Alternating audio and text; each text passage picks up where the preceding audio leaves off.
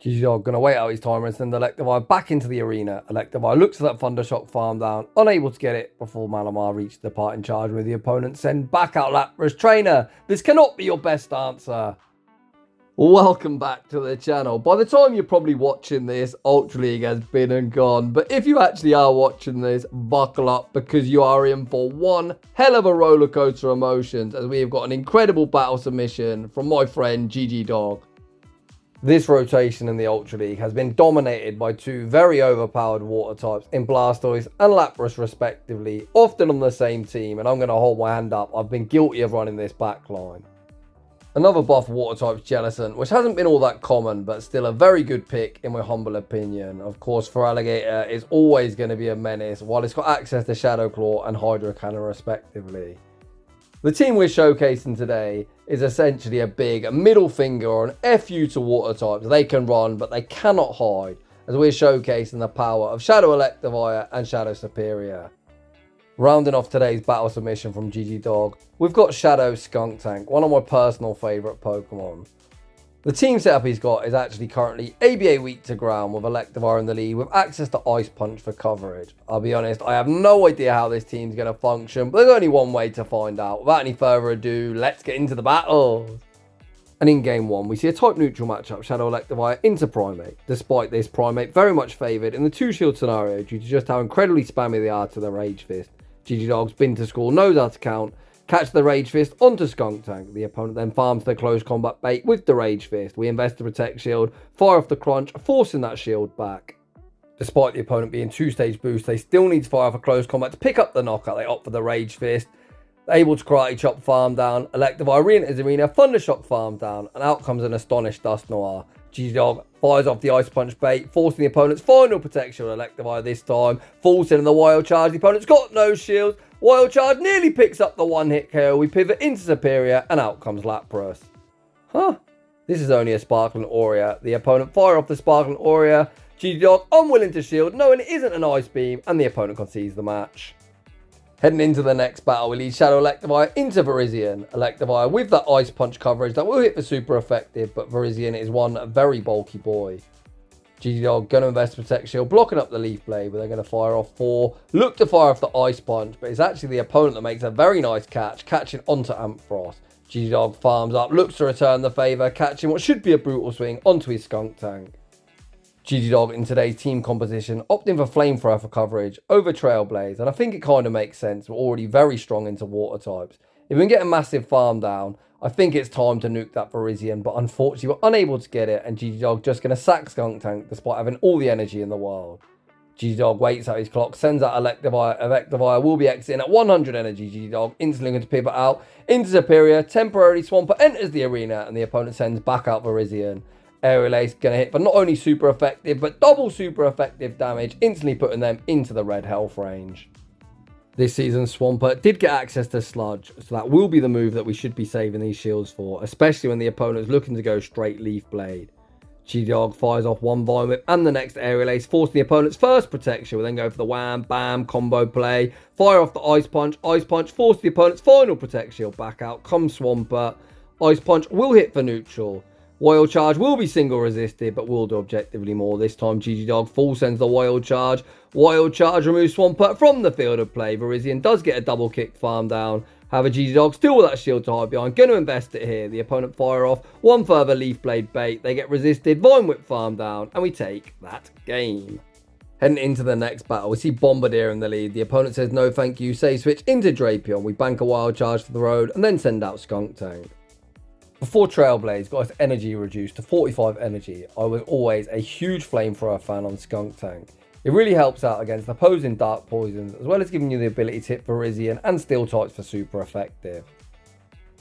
As expected, the Flamethrower sneaks through 2 Protect Shields and we maintain alignment. Back out comes Bombardier, looking for that resisted, Sucker Punch farm down, but unable to get it before the departing Crunch is reached. This bird already finds itself below half health. GGDAWG sends back out Electivire with loaded energy, and the opponent actually has their own Shadow Skuntank in the back. GGDAWG fires off the Ice Punch, not wanting to debuff his own defense. He then banks his energy and sends out Serperior. In this matchup, a Frenzy Plant would be resisted. However, it's still the correct move to throw. It not only does more damage, but it's actually more energy efficient as well. A lot of people actually opt for Leaf Tornado because the only time you ever want to throw Aerial Ace is when the grass move is double resisted. Examples of that are stuff like Venusaur and Jumpluff. As we didn't land the harder hitting move, I think GGDAWG is in a huge spot of bother where Electivire is simply going to die to fast moves. GGDAWG looks for the double up, unable to get it. Bombardier, a Sucker Punch farms us down, and we're going to take a heartbreaking loss. But GG's that opponent. Heading into the next battle. Oh, hello, Pidgeot. Nice to see you nice. The opponent say switch into Steelix, and we hard punish them with our Grass Snake. Homeslice Henry has been a massive Serperior fan recently, this season and last season as well, for his ability to bully water types and this very annoying Steel Snake. Steelix hitting for resisted with a non-stab Thunder Fangs. Most run Psychic Fang and Breaking Swipe, also that don't get same type attack bonus and don't do much of anything. Are we going to see GGDAWG match Protect Shields and look to keep that positive alignment or force the opponent all shields down? No, we're not. He's actually going to concede switch advantage.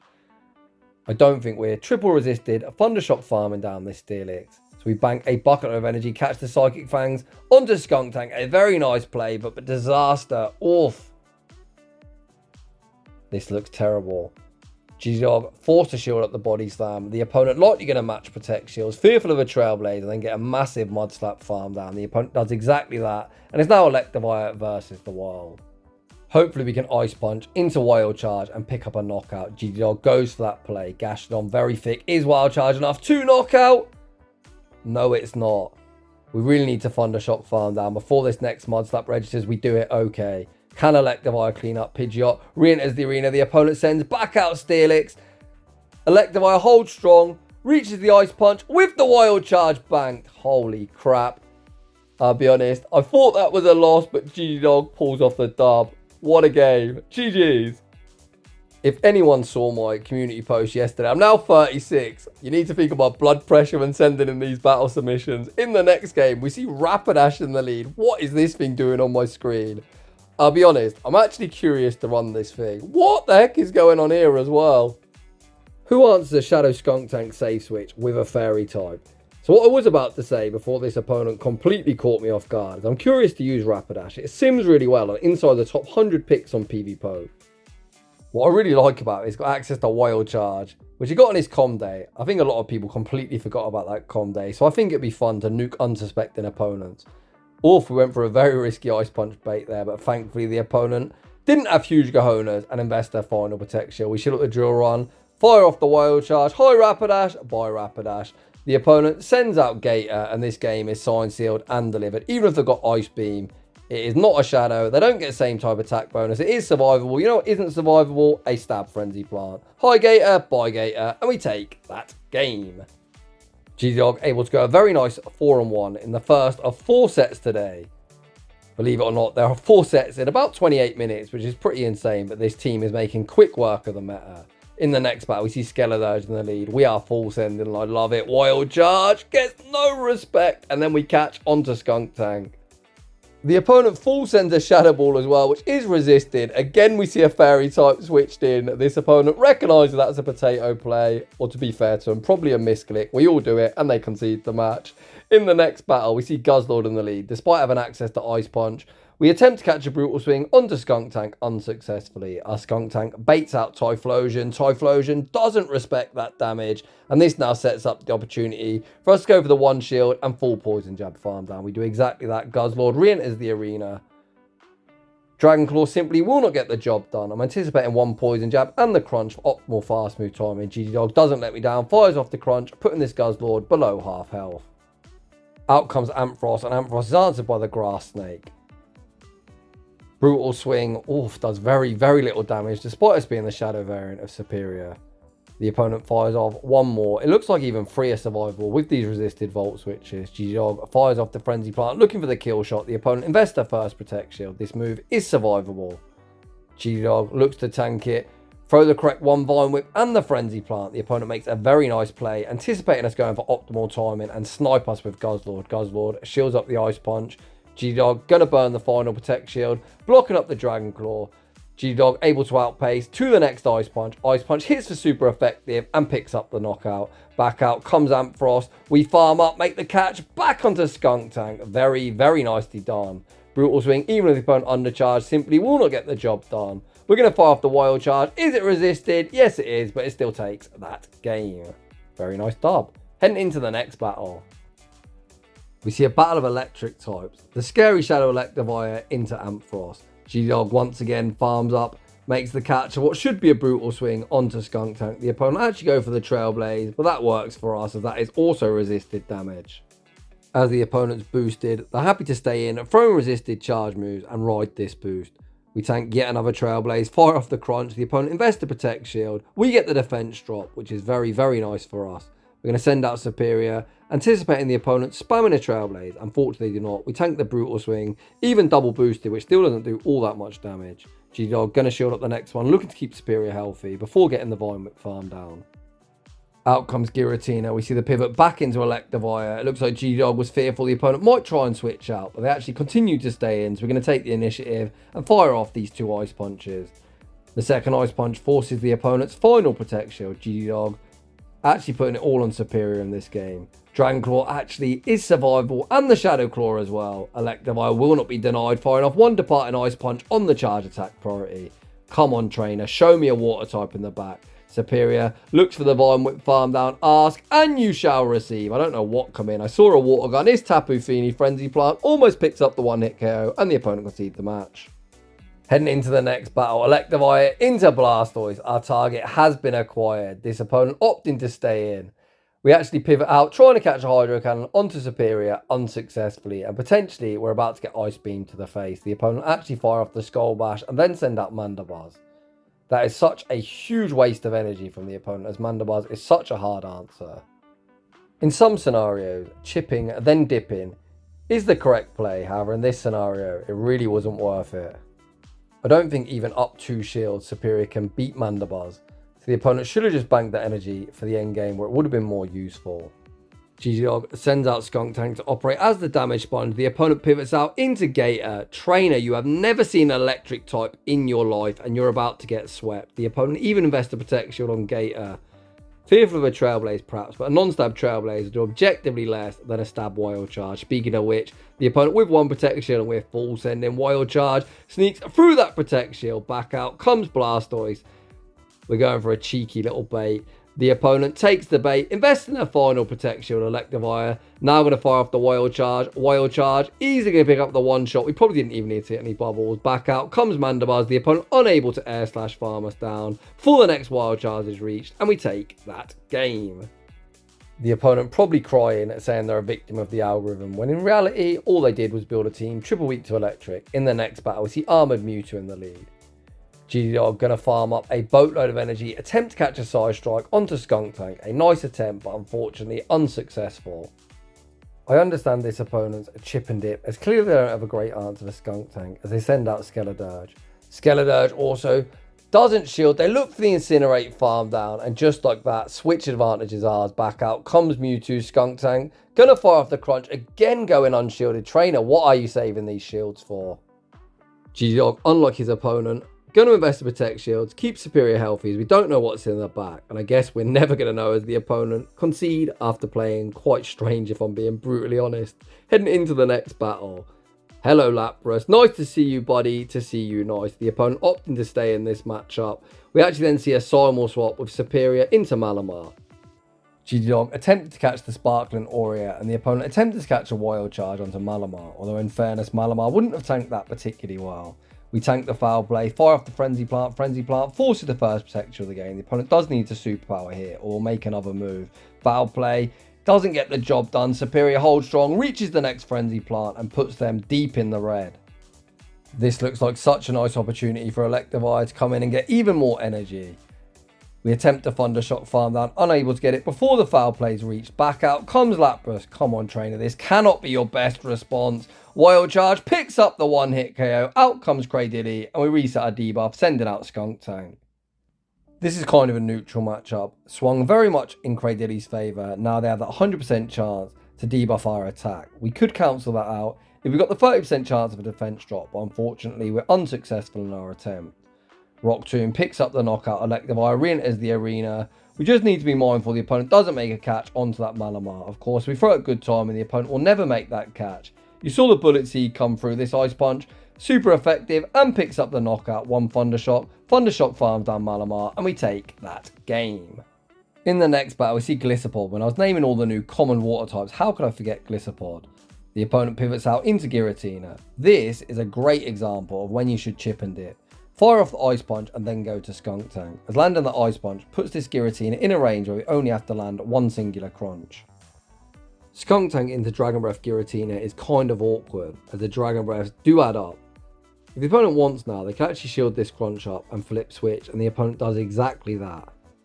We actually outpaced the crunch, and I would have liked to see GGDAWG fire that crunch off first and make the opponent make the first shielding decision of the game.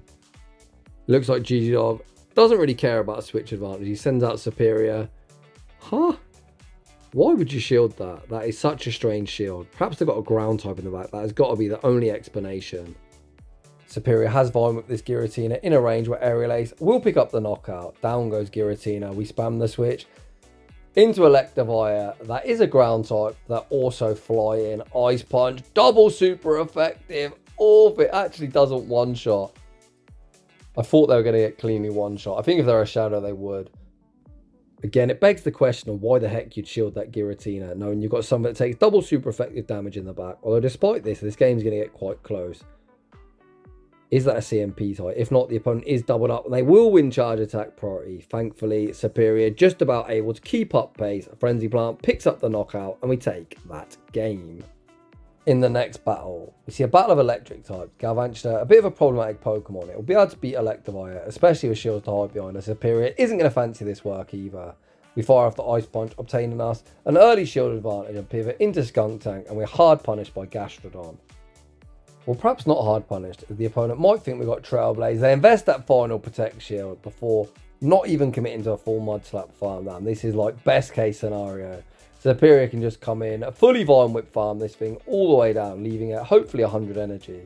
The opponent fires off Body Slam after Body Slam, but Serperior simply doesn't care. Body Slam is such a naff, underwhelming move. The opponent not wanting to get farmed down, pivot out into Guzzlord, and Electivire re-enters the arena. We've got two shields, and it's certainly time to start using them. Does double Ice Punch knockout from full health? We need this to do half the remaining HP. It easily does. Guzzlord going to make a very brief cameo appearance thanks to Electivire's work. Electivire picks up that knockout. Gastrodon will be returning and will get a Mud Slap farm down. But this just sets up another opportunity for us to load up on energy. The opponent actually make great use of the switch timer, firing off the lunge. I think double Frenzy Plant should knock out even after a debuff. It's going to be close. Does this Frenzy Plant pick up the knockout? Frenzy Plant, Shadow Serperior holds strong and the opponent concedes the match. GG's. Heading into the next battle, we see Electivire into Drapion, my favourite type of matchup. Shadow on Shadow Crime. We farm up, make a potential crunch catch onto Skuntank. Although that catch is very nice, we don't really want to align Drapion with our Serperior if at all possible. The opponent answers our Skuntank save switch with Guzzlord. The opponent tanks the first crunch. Skuntank able to reach the second crunch. The second crunch also goes unshielding the opponent, fully Dragon Tail farm us down. We send out Serperior. Does this opponent have the Sludge Bomb? Nope, just the Dragon Claw. As the opponent doesn't have Sludge Bomb, potentially we can just fully resisted Vine Whip farm this thing down. We actually don't commit to that. Opt throw the Aerial Ace. I'll be honest, I wasn't counting the Dragon Tails. I'm sure GGDAWG was counting them in the moment. I'll be honest, I probably would have committed to the Vine Whip farm down regardless. We wouldn't have made it, we didn't make it. Because this Drapion with shields to hide behind is going to be such a problem. We fire off the Ice Punch bait, forcing the first Protect Shield. This is almost certainly going to be the cheaper Aqua Tail. Right on cue, the opponent fire off the Aqua Tail, then pivot out into Jellicent, giving us a fighting chance. GGDAWG looks to land this Wild Charge through the final protection. Wild Charge picks up the knockout, back out, comes Drapion. Come on, Electivire. In Electivire, I believe. We reset our debuff, go for the combo play, fire off the Frenzy Plant. Frenzy Plant isn't quite enough to get the job done. However, Electivire now receiving the energy for the Ice Punch. We shield up the Aqua Tail. We don't even need the Ice Punch as the Thundershock knocks him out and we take that game. Heading into the next battle, Electivire into Primate. GGDAWG goes to the same strategy, firing off 4 Thundershocks, anticipating the opponent throwing the Rage Fist. As soon as they get it, this opponent overfarms and our Skuntank gets close combated to the face. All of this battle already looks problematic. Guzzlord then Dragon Tail farmed us down before we even reach a charge move. They then shield up the Ice Punch. things are not going fantastically. GGDAWG gonna shield up the Brutal Swing. Look to reach the next Ice Punch, just get any damage onto this Guzzlord he can. Ice Punch forces the opponent's final protection, then pivot out into Serperior, looking to make a catch, and the catch attempt is unsuccessful. I'll be honest, I've wrote GGDAWG off a few times in today's shoutcast, and he's managed to emerge victorious in numerous of them battles. I'm not going to say things look terrible, but yeah, things look terrible. Serperior fires off the Frenzy Plant. Frenzy Plant isn't lethal. The opponent saves Guzzlord. Catch the next Frenzy Plant. Onto Salazzle. Electivire re-enters the arena. We're forced to Wild Charge here to pick up a knockout, as Ice Punch would be resisted, as Fire does resist Ice. Primeape Karate Chop farms us down, leaving with a charge move. GGDAWG recognises there's no point in shielding, as this is going to be a heartbreaking loss. GG's to that opponent. Yet another crazy game, bringing us a very nice 4-on-1 to round out the set. In the next battle, we see Cobalion in the lead. It looks like GGDAWG was attempting to make a catch, but we're stuck in the Thundershock animation. So there, we needed to throw 4 Thundershocks, pause a single turn, and then go to Skuntank. We could just throw 4, go to Skuntank, anticipate the opponent instant throw-in, and that would be when you see the Poison Jab sneak as they're throw-in. We're able to force our shield back before eventually getting into Skuntank. The opponent more than happy to stay in, probably assuming they fully wall our Skunk. Come on, trainer, keep on that screen. We've got Flamethrower. Does this opponent respect the damage? They do not. Surprise, trainer. Out comes Drifblim. Drifblim able to Astonish farm us down. If they're on Hex, I think we probably would have made the crunch there. We send out Electivire, go for the Ice Punch bait. These Astonishes tearing for us. The opponent looks to Astonish farm down. Electivire just about able to reach the Wild Charge, which of course picks up the one shot. The opponent running double Ghost in the back. Serperior up a Protect Shield. Should have no problem cleaning up. Frenzy Plant, one of the hardest hitting moves in the game. Shadow and Shadow Crime almost picks up the one shot. We're going to sneak a Vine Whip, so I guess we should always shield this. The opponent is doubled up, but all damage is very appreciative. Shadow Punch isn't lethal. We Vine Whip farm down and take that game. In the next battle, once again, we see that battle of electric types. I'm going to anticipate us looking to catch onto Skuntank. We go for that play, and the opponent falls for our trap. The opponent fire off the Trailblaze, which doesn't do much of anything, and then send out Gator. As it's a non-shadow for Alligator, Hydro Cannon is survivable. GGDAWG knows that, tanks the damage, and looks to return fire with a Crunch. Crunch might obtain us a shield advantage. The opponent probably thinks we've got Trailblaze. We do exactly that, force our shield advantage. GGDAWG says, Skuntank, thank you very much for your contribution, and sends out Serperior. The opponent doesn't commit to the Ice Beam, just happy to get off any damage they physically can with a Hydro Cannon. GGDAWG recognises he's going to be unable to Vine Whip farm down before the next Hydro Cannon's reach, throws the Aerial Ace, finally moving Gator from the field of play. Out comes Florges. Is this a Trailblaze? Potentially Disarming Voice. I really don't understand why people are running Disarming Voice on Florges. The last video I shoutcast was also a Disarming Voice Trailblaze variant. I think Trailblaze Moonblast is the correct moveset, but what do I know? We send out Electivire, baiting back out Ampharos. Electivire fires off the Ice Punch. It looks like the next Ice Punch will come very close to knocking out. GGDAWG farms up, throws it on the charge attack priority, maximising his Thundershock damage. Ice Punch picks up the knockout, back out, comes Florges. We shield up the Disarming Voice. Electivire gonna full send the Wild Charge. Wild Charge, of course, picks up the knockout, and we take that game. Was it necessary to fire off a Wild Charge there when an Ice Punch would have been lethal? Super necessary. In the next battle, great lead. The opponent says switch into Melmetal. We bank a bucket of energy and send out Skuntank. We actually catch a Superpower as well, which is pretty nice for us. As they've debuffed their defense, a Flamethrower should knock them out. Although as we've sent out Skuntank, the opponent might shield, expecting us to have Flamethrower. Let's see. Flamethrower sneaks through 2 Protect Shields. Skuntank picks up the knockout, back out comes Gator. Or if the opponent gets a nasty resisted Shadow Claw farm down, we send out Serperior. Serperior going to shield, fearful of an Ice Beam. Big Protect Shield, correctly shield up the Ice Beam. Out comes Togekiss. We pivot back out into Electivire. Fire off the Ice Punch. Ice Punch forces the first Protect Shield. Holy crap, look at this charm damage. It is disgusting. Can Electivire even reach 3 charge moves before getting charm farm down? Yes, we can. We actually received the energy for the Wild Charge, but settle for the Ice Punch. Ice Punch isn't lethal. We send out Serperior.